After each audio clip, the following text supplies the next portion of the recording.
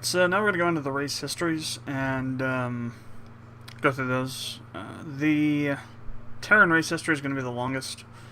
And this is just kind of come up as like maybe something you would see in like the Mass Effect Codex entry, kind of that sort of like history kind of stuff. Except way the hell longer. I'm planning to make the histories for the races really deep and put in a lot of information, a lot of I guess you could say character building kind of stuff to kind of say, you know, this is why this race is like this because of all this stuff that's happened before in their history. So, and also just kind of, you know, give you a little more insight into the natures and the behaviors and whatnot of all these different races. So, let's start with the Terrans. So, and here you'll hear certain kind of keywords, like for example for the Terrans, some of them like First Nuclear World War, Bloody August, Unification Wars, Intercolonial Wars, certain individuals like Treskanov and Frith Alertha. A lot of those kind of more proper nouns and whatnot are actually, there's more information available on those on the website. So just, you know, kind of watch out for those and see if there's anything on there if you want to learn more about them. So let's go ahead and start. Following the First Nuclear World War, the government of Earth decided that the formation of a one-world government was the only long-term solution to deal with mankind's more violent nature. In 2075, the World Parliamentary Organization of Geneva was established, and with it, the abolition of all national borders. As you can imagine, not everyone was very happy with this, and many nations saw their populations drop by almost half as more nationalist-minded individuals fled from their countries in order to mount a resistance against what they perceived as a great threat to the continuation of the species. Many different factions conglomerated into a single whole, which is placed in a pot and left to boil. Excuse the use of a ridiculous metaphor, but it's the only real thing I could think of put there. And yes, I will add some side comments of it every once in a while. It's just impossible not to do so. I've recorded this thing I don't know how many times. Not in this particular format, but in the format where it was all one video. At least like 30 times or something. I could never go through this once without adding in something somewhere, so I've just given up trying not to. So it would take many years, but eventually that pot would bubble over. Continuation of the horrifically bad metaphor. It started on a rainy August day in 2088, the 23rd of that month to be exact. Kind of hard to see the text because I had to drop the brightness on my screen so it doesn't blow out the image of the video. For my glasses specifically. You can kind of already still see it a little bit, but I have the brightness on 0. That's even with that 0, you can still kind of see the brightness a lot. But, so yeah, 23rd of the month to be exact. Terrorists had taken control of the World Parliament building and were holding the delegates hostage in exchange for the dissolution of the WPOG and return of each nation's sovereignty. They claimed that they had great power with which to carry out the threat of assassination against the World Parliament, but the WMP's sophisticated equipment picked up not a single whiff of any biological, mechanical, or radiological weapons.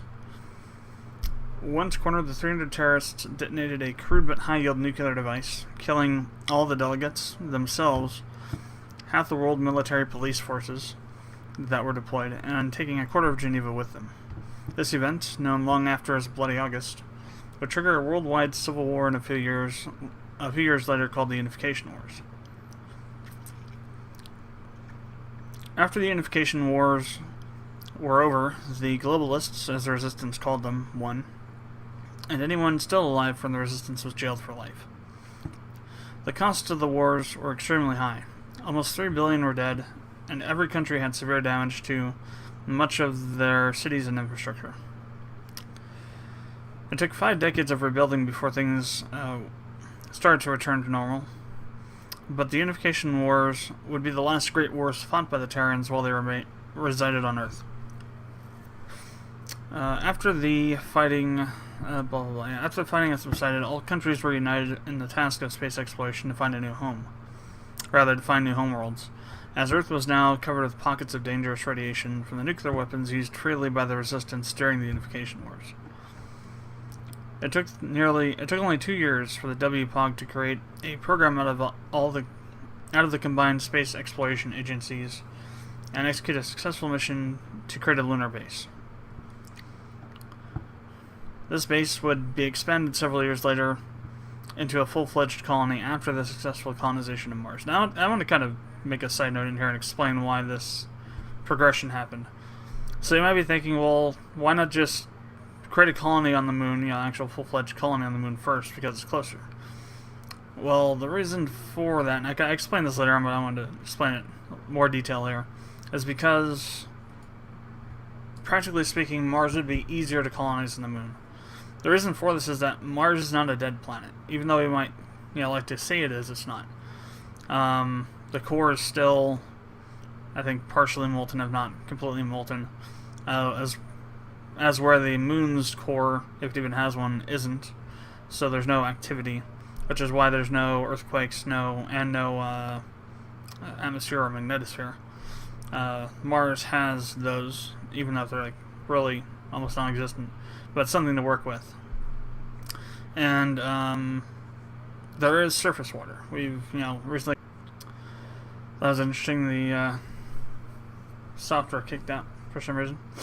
But as I was saying before we were rudely interrupted, we've pretty much verified that there is at least some amount of water, liquid water, on the surface of Mars, just by recent discoveries as far as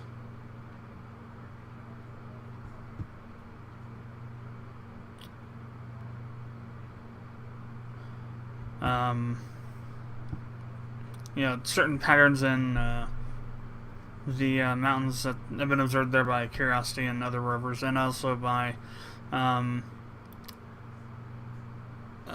location of ice on some of those same areas.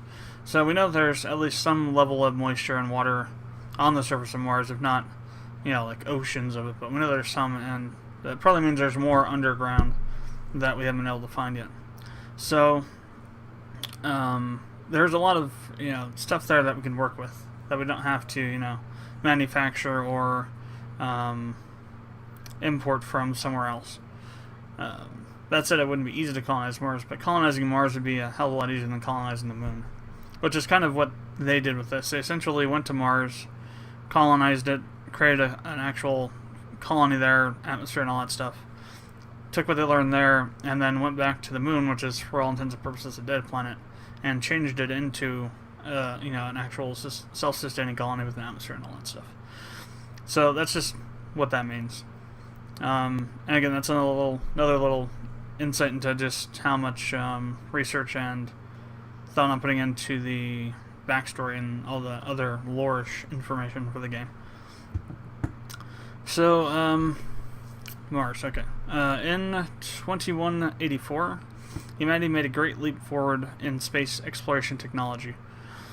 It was in this year that the Terrans created their first transgalactic space drive prototype, what they called their warp drive. With it, they traveled to Mars with a medium-sized ship containing 30 expedition members, and when they arrived, they set up the first extraterrestrial outpost, but that doesn't make any sense. Extraplanetary outpost, because we're not aliens, I don't know. Extraterrestrial, meaning, so no, that wouldn't apply to us.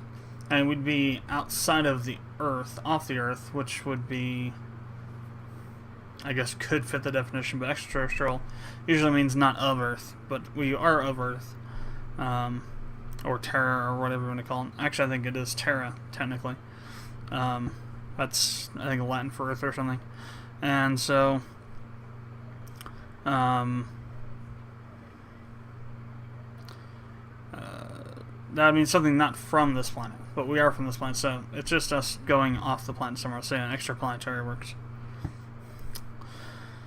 Research on Mars would continue for many years, but humanity would go no further than this at the moment, as longer journeys proved disastrous.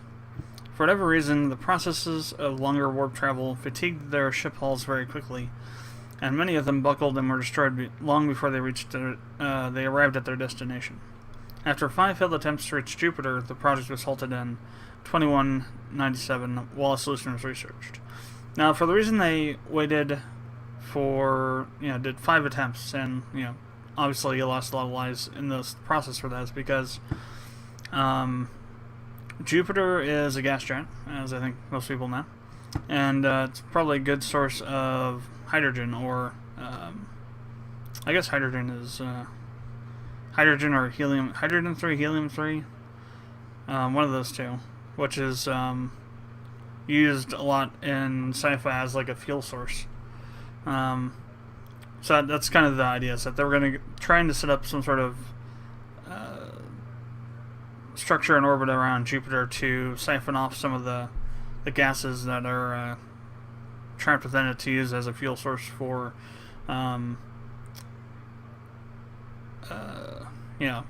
normal space travel, not warp drive, warp travel, whatever you want to call it. I have a specific name for it, I just can't remember it now at the moment.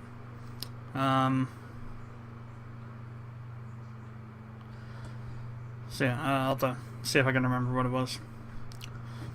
So, while the research was ongoing, Earth turned its attention back to the Moon.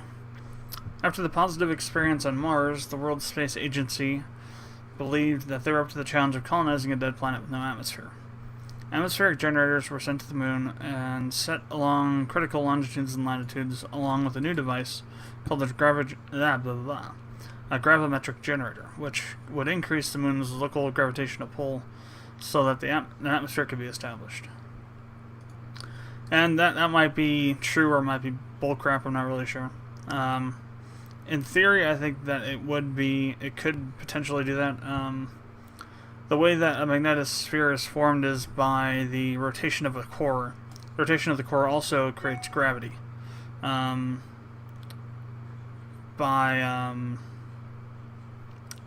altering the magnetic sphere a bit. I don't think gravity is not so much a product of the mass of something. It has more to do with the magnetics between two objects, I think. Of course, again, I could be just talking bullcrap.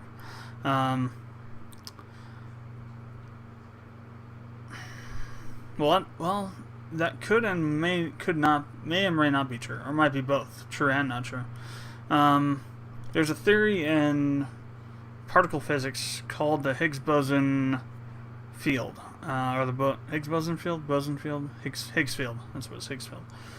Which essentially says that the reason mass has mass is because objects that are traveling through the Higgs field displace Higgs boson particles and thus gain mass. Or something similar. That's I think the most layman-ish way I can explain it. Without having to, open up a particle physics website and, stunning everyone into sleep with crazy, boring stuff. But, so I don't really know if that really works anymore. What I'm saying here. If it even makes any sense to even have it. So, I'll just say they took it there to increase the gravity on the Moon so that, whatever, so that, they wouldn't have to, maybe wouldn't have to anchor things into the surface or something, I don't know. For some reason, they just took a gravimetric generator there for whatever reason. No one knows. It's a conspiracy. Where were we? Up here.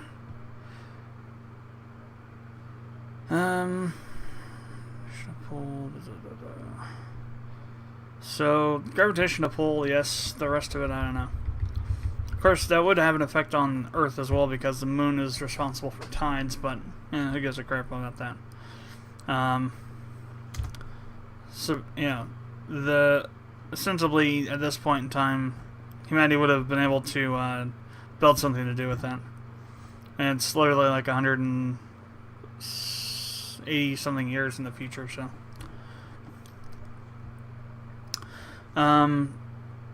Gravitational pull. In 2215, the efforts on the moon began to bear fruit as an extremely thin atmosphere began to form. And it could now support basic cellular life without having to be inside of like a dome or a structure or something. Synthetic oxygen-producing microbes were introduced onto the moon to augment the AG's effect, AG being an atmospheric generator, and speed up the terraformation process. And by 2230, no, wait, that's not right. 2220, the moon had a fully established atmosphere that could sustain a colony. The terraformation process, however, would not be complete fully until the terraformation process would not be fully completed until 2304. And then we skip ahead to 2236. That's when the United Federation was born. The change of governmental structure was necessitated by the now two fully fledged human colonies on Mars and the Moon. This restructuring allowed for easier communication and transportation of resources, in addition to expanding humanity's range of influence on their solar system. The answer to the warp problem was slow in coming, as even the strongest metal on Earth, tritanium, which is a mix of titanium, cobalt, and molybdenum being an alloy, was not strong enough to withstand the pressures of warp travel. It would not be until 2248, when the Mars colony discovered a new mineral type deep within the crust of the planet, that an answer would be found. The mineral was similar in composition to steel, but several thousand times more durable than titanium. Several samples were sent to the World Space Agency for testing, and the material fared better than anyone had hoped. Further tests were conducted by creating an alloy out of this material by compositing it with tungsten, titanium, and molybdenum. The result was a material so strong that not even diamonds could scratch it. The material had still not been named, but several names have been floated, such as earthnium, humantium, and solium, which I think all of them are, humantium sounds interesting. Solium, too. Earthnium, maybe. And I don't know. They sounded like cool names, but then I just chose this one name for the hell of it, I guess, but it just stuck for some reason. However, the name that was chosen came as a brilliant suggestion by a new German physicist, Draconic. It played back to the days of mythical dragons, which had nearly impenetrable hides and could destroy entire kingdoms. The group of scientists creating the material could think of no better metaphor than for the ships made by Earth. Indestructible and powerful. And the nerds got their D&D on, that's why they called it Draconic. Dungeons and Dragons, man. That'd be funny just to create a outlawed little bit of information that's like, well, the reason they came up with the name is not because, or the reason they came up with it is because they were playing Dungeons and Dragons instead of doing their jobs, and one guy said, hey, let's call it Draconic. That'd be a little bit of a humorous thing to put in. So after that, within a decade, by 2258, 200 deep space vessels had been constructed for an astronomical cost, but humanity was far too invested in the project to stop. In addition, it was just 10 years later that humanity colonized its first extrasolar world, Centaurus Prime, in the Alpha Centauri system. In 2462, a breakthrough occurred when some scientists synthetically made Draconic for a tenth of the fraction of the cost of a similar-sized natural sample. This changed everything, and within another 15 years, the United Federation Space Militia was born. That's the UFSM. I pretty much acronymize almost anything and everything that I can in the lore. Just, I like to acronymize stuff all the time. At first, the UFSM was used solely for protecting the Sol colonies from asteroids large enough to cause global disasters. But quickly the militia was training in military skirmishes and becoming much more proficient in the tactical use of their ships, though there was no cause for such training yet. Then, in 2511, Earth was visited by an alien race of traders, or at least they said they were. They did not say what the race was called, only that they were interested in new technologies, and that before now they had been avoiding this sector because the inhabitants were far too barbaric. Now, however, they had detected ships made from an unknown material and had come to investigate this little blue planet. The aliens met with the world minister and struck up a deal for nearly 40 million cubic meters of draconic in exchange for a manufacturing process of a substance known to man as lithium, a great power source which had been squandered during the unification wars. It would be this transaction that would propel humanity into their age of space exploration. Within 1 century, by 3511, humanity had colonies in over 7,000 worlds. By this time, humanity was so large that the United Federation government could no longer facilitate proper governance over every colony. This was made all the more clear in 3574, when a failing of the supply shipping corridors caused a major split within the Federation. 2,000 systems on the Outer Rim territories declared their independence from the United Federation and formed the Descendants of Terra in 3583, in the hopes of forcing the core systems to more seriously consider the issue at hand. While many attempts were made at placation, a resolution could not be reached, and in the year 3594, the First Intercolonial War began. The fighting was bloody. The Descendants of Terra were ruthless, having been taken over by extremists early on after the moderates were pushed aside during the Dracis II incident. The Dracis II incident was an event where the Federation attempted assassination of the governing body of the DOT when the result of the 12th summit of Dracis II, the closest of the Outer Rim worlds, reached another failed conclusion. The Federation claimed that the Outer Rim worlds demanded far too much, and that fulfilling their demands would not be possible, while the DOT claimed that the core worlds, core systems, were living in luxury while the outer systems fought amongst each other over the scraps, which is not entirely untrue. After the attack was thwarted, several men from Estrus IV, one of the farthest reaching Outer Rim worlds, approached the DOT collective and offered to train and supply them with military assets to fight against the UF.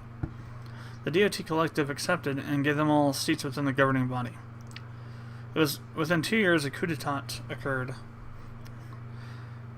and these men assumed direct control, Harbinger style, of the Descendants of Terra, and turned it into a militaristic dictatorship.